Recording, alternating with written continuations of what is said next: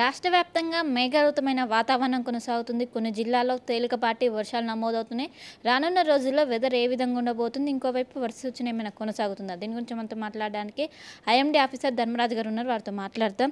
Sir, రాష్ట్ర వ్యాప్తంగా కూడా మేఘావృతమైన వాతావరణం కొనసాగుతుంది. ఇటు నగరంలో కూడా కాసేపు క్రితం వర్షం కూడా నమోదైనాయి. ఏ విధంగా ఉండబోతుంది వాతావరణం?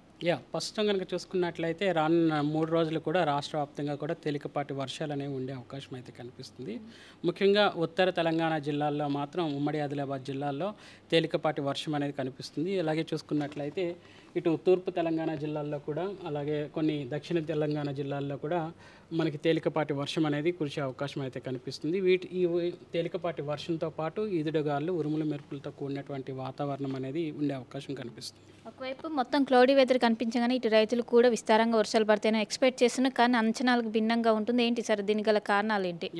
ముఖ్యంగా చూసుకున్నట్లయితే గత కొన్ని రోజులుగా మనకి ఉదయం పూట మనకి వాతావరణం మేఘకృతమై ఉండడం, అలాగే సాయంత్రం సమయాల్లో కూడా మేఘకృతమైనటువంటి వాతావరణం కనిపించినప్పటికీ కూడా ఎక్కడా కూడా భారీ వర్ష సూచనలు అనేవి కనిపించడం లేదు. ముఖ్యంగా చూసుకుంటే మనకి గాల్లో తేమ శాతం తగ్గిందని చెప్పొచ్చు.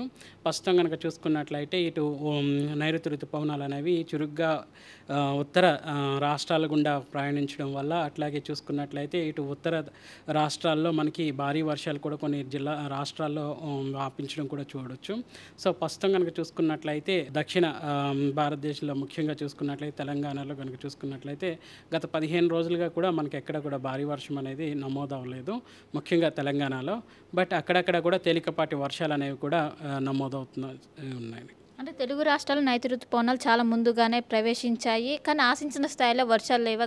గత సంవత్సరము కొంచెం లేటుగా వచ్చినప్పటికీ పూర్తి స్థాయిలో వర్షాలను కనిపించాయి. కానీ ఇప్పుడు రైతులు కూడా కొంచెం విత్తనాలు కూడా వేయటం ఇవన్నీ జరుగుతున్నాయి. ఒక విధంగా చూసుకున్నట్లయితే ముందస్తుగా వచ్చినటువంటి నైరుతి ఋతుపవనాల వల్ల మనకి మేలోని చివరి వారంలో మనకి కొంచెం భారీ వర్షాలు కూడా నమోదయ్యాయి. మేలో కొంచెం వర్షపాతం అనేది అధికంగానే నమోదైనప్పటికీ కూడా ఇటు జూన్కి వచ్చేసరికి జూన్ మొదటి వారంలో ఉన్నంత మేఘకృతమైనటువంటి వాతావరణం కానీ, వర్షాలు కానీ తర్వాత క్రమేపీ తగ్గాయనే చెప్పవచ్చు. ఒక విధంగా చూసుకుంటే ఇప్పటికీ వరకు నమోదైనటువంటి వర్షపాతం రాష్ట్ర వ్యాప్తంగా కనుక చూసుకున్నట్లయితే సగటున 10 సెంటీమీటర్ల వరకు కూడా వర్షపాతం అనేది నమోదవ్వాలి. నమోదైనటువంటి గణాంకాలు కనుక చూసుకున్నట్లయితే సుమారు 5 సెంటీమీటర్ల వరకు కూడా వర్షపాతం అనేది నమోదైంది. ఒక విధంగా చూసుకుంటే 44% డెఫిషిట్లో మనం ఈ యొక్క జూన్ నెలలో ఉన్నామని చెప్పొచ్చు. అంటే చివరి వారంలో రికవర్ అయ్యే అవకాశం ఉందా? విస్తారంగా ఎప్పటి నుండి వర్షాలు పడే అవకాశం ఉంది? ప్రస్తుతం కనుక చూసుకున్నట్లయితే ప్రస్తుతం తేలికపాటి వర్షాలు అనేవి ఉన్నప్పటికీ కూడా ఈ చివరి వారం నుంచి అలా జూలై మొదటి వారం కానీ, జూలైలో కానీ ఈ యొక్క డెఫిషిట్ ఏదైతే ఉందో ఆ డెఫిషిట్ అంతా లోతట్టు అంతా కూడా సమకూర్చే అవకాశం అయితే కనిపిస్తుంది. సో మేబీ నైరుతి ఋతుపవనాలు అనేవి ఇటు దక్షిణ భారతదేశం నుంచి ఉత్తర భారతదేశం వైపు ప్రయాణించడానికి కూడా ఈ జూన్ నెల అంతా పట్టినప్పటికీ జూలైలో మనకి మ్యాక్సిమం వర్షాలు ఉండే అవకాశమే కనిపిస్తుంది. అంటే ఈ చెదురుముదురు వర్షాలకు కూడా ఒకవైపు రైతులు విత్తనాలు విత్తుతున్నారు. అంటే ఈ సమయం కరెక్టేనా? కొన్ని రోజులు ఆగి ఉండాలా? ఏ విధంగా? ముఖ్యంగా చూసుకున్నట్లయితే ఉత్తర తెలంగాణ జిల్లాల్లో మాత్రం వర్షంతో పాటు భూమి కూడా కొంచెం చూసుకున్నట్లయితే ఫర్టైల్గా ఉంటుంది. కాబట్టి ఇక్కడ మాత్రం ఎక్కువ వాటర్ కన్జ్యూమింగ్ క్రాప్స్, ఎక్కువ నీరును తీసుకునేటువంటి క్రాప్స్ ఏవైతే ఉన్నాయో ఇటు వరి కానీ, జొన్న కానీ వేసుకోవచ్చు. బట్ ఇక్కడ దక్షిణ తెలంగాణ భాగాలకు వచ్చేసరికి ప్రస్తుతం వర్షాలు లేనందున కొంచెం వాటర్ తక్కువగా నీరు తీసుకునేటువంటి క్రాప్స్ అనేవి పంటలు అనేవి పండించుకోవాలనేసి సూచన జారీ చేస్తుంది. అంటే ఈ 2-3 డేస్లో ఇటు నగరంలో ఏమైనా హెవీ వర్షన్కి ఛాన్స్ ఉందా?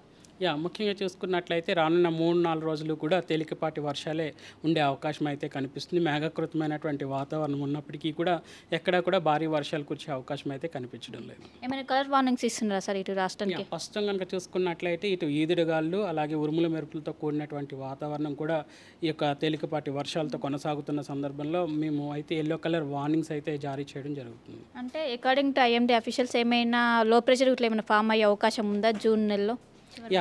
ముఖ్యంగా చూసుకున్నట్లయితే వాయువ్య బంగాళాఖాతంలో చూసుకున్నట్లయితే ఒక ఉపరితల చక్రవాకం అనేది ఇటు కోస్తా తీరం గుండా సుమారు 5.8 కిలోమీటర్ల ఎత్తులోను 7.2 కిలోమీటర్ల ఎత్తులోను కొనసాగుతూ ఇది ఎత్తు పెరిగే కొలది కూడా దక్షిణం వైపుకు వంపు తిరిగే అవకాశం కనిపిస్తుంది.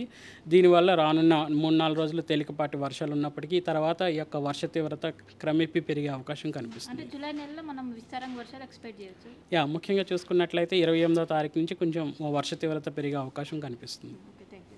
సో మొత్తం మీద ప్రస్తుతం బంగాళాఖాతంలో ఉపరితల చక్రవాకం కొనసాగుతుంది. దీని ప్రభావంతో మోస్తారు వర్షాలు మాత్రమే పడే అవకాశాలు ఉన్నట్లు కూడా ఒక వాతావరణ శాఖ అధికారులు అంచనా వేస్తున్నారు. కానీ ఈ నెల 28న అనంతరము భారీ విస్తారంగా వర్షాలు పడే అవకాశం ఉంది. కానీ ఇప్పటి వరకు కూడా ఒకవైపు గాలిలో తేమ శాతం ఎక్కువగా ఉండడం వల్ల కూడా వర్షానికి ఎక్కువగా ఛాన్స్ లేదు.